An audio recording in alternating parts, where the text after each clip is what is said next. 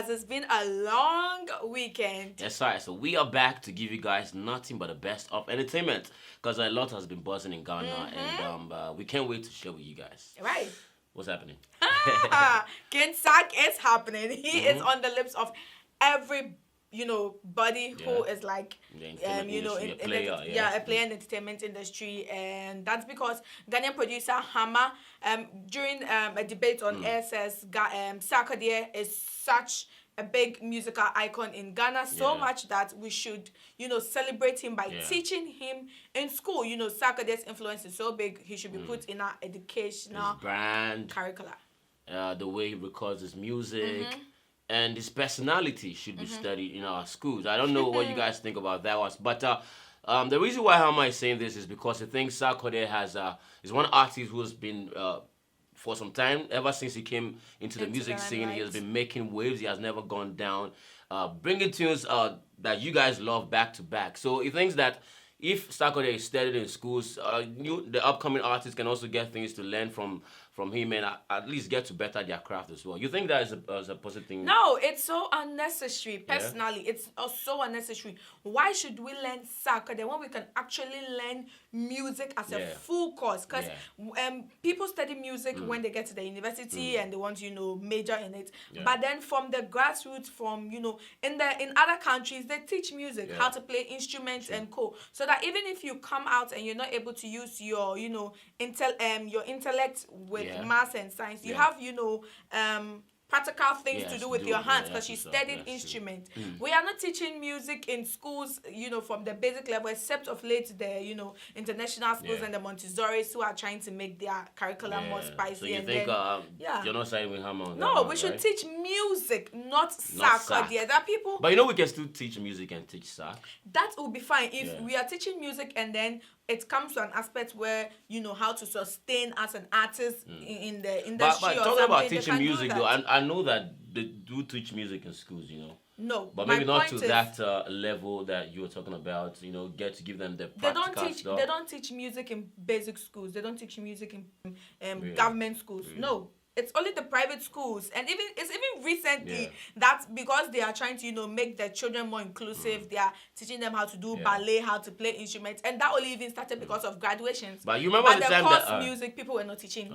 People are not even teaching music. Yeah. But you remember the time when Sarkodie came out into the music line, and other rappers coming up was actually trying to rap like Sarkodie with their twisting the way of rapping. So even that's not even in the classroom. It's even outside. So I think Sarkodie is one person that a lot of artists even look up to. They even learn him without him being taught in school. You understand? And if you want to, I feel for what Hama is saying, he's trying to put it in a sense that Sarkodie can have a masterclass, a music masterclass or something where he educates upcoming artists and artists on how to build their brand and all. But to say that we should put him in our educational curricula. We've not even finished studying what we are supposed to study in the educational curricula before we graduate school. How much more we should learn Sarkodie as a whole, topic or subject. It is so unnecessary. I don't think the SAC natives are going to be happy with JQ's opinion, but if they are realistic, they would know that I'm being realistic. But guys, if you don't agree or you do agree, let us know in the comment section below. Anyway, let's move on to our next story, and it has to do with the lady Juliet Ibrahim. Juliet Ibrahim. She not too long ago she launched a book, and that's not what we're gonna be focusing more on today. As just recently, the ex-boyfriend, that's Iceberg Slim, that's a rapper from Nigeria.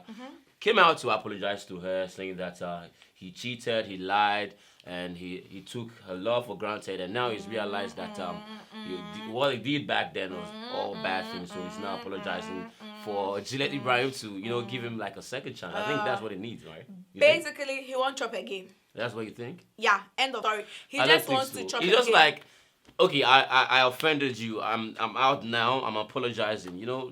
Second chance. Not bad to give somebody a second chance. My point is that if you necessarily want to apologize to someone, because when they broke up, they didn't, openly come and say that I've parted ways. It was just rumors from their social media throwing shades at each other, and all of those things. So if you sincerely want to apologize to someone, I know now social media is the new way of reaching people, definitely. So you put it out there. But I think it's basically between the two of them. They need to talk it out and then maybe come out and say, I've forgiven Iceberg or Juliet has forgiven me, and then we move on. There's no need to, you know. Now what we're actually waiting for is Juliet's response to Iceberg's comment. But you know, I don't know why he actually deactivated the comment section because we gonna come for his. We gonna come for his.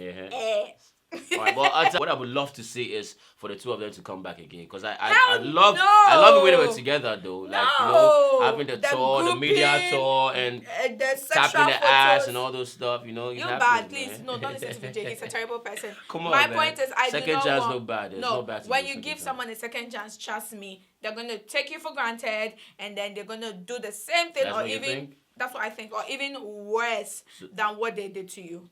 So Juliet, do not take him back, accept his apology, and move on from it. But something else Juliet, you know, has accepted and moved on from is the misery and then the depression that came with her divorce from her first marriage to Kojo Safo Jr. And it was very, you know, public. It was out there. A lot of people were bashing her. It's her fault because she's always doing movies. She didn't have time for her family. But, you know, Juliet has come out to say that you people don't know what happened. You don't know what really went into, you know, my marriage with him, and that led to the divorce. So I just decided to let it go.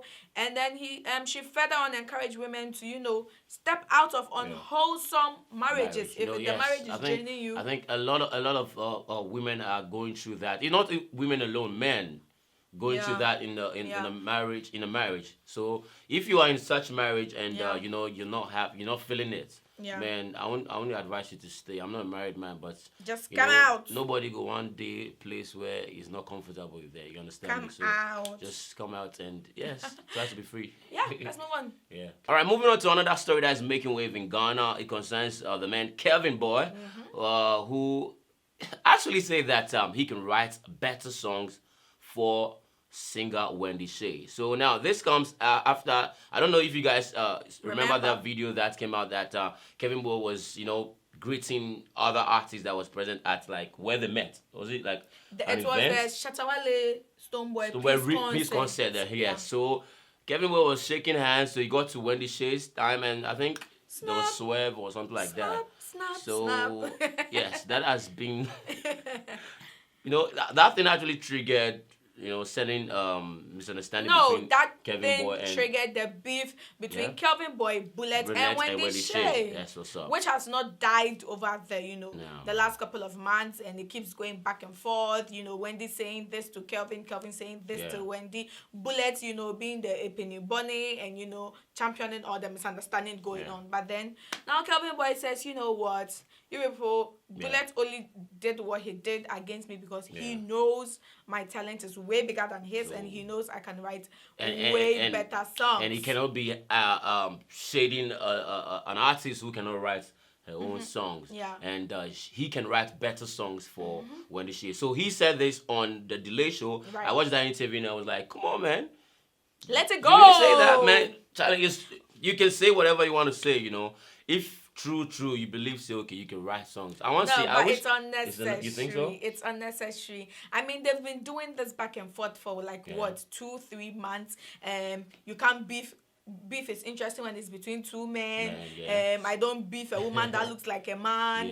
Like, it's so unnecessary. Like, individually, you have brands to grow. If you feel like the bars or, you know, creating all this drama will go for your brand, then indeed your talent is even in question. Because if you are saying that you are so talented that someone was intimidated by it to, you know, to cause you so many unnecessary drama, and you are also so intimidated by what someone is doing as an artist, thinking that if you say these things, it will blow your brand, then Charlie, please. But I want to know first, do you think Kelvyn Boy is a good songwriter in the first place? Kelvyn Boy is an amazing songwriter. So, but you think he can write better songs for Wendy Shay?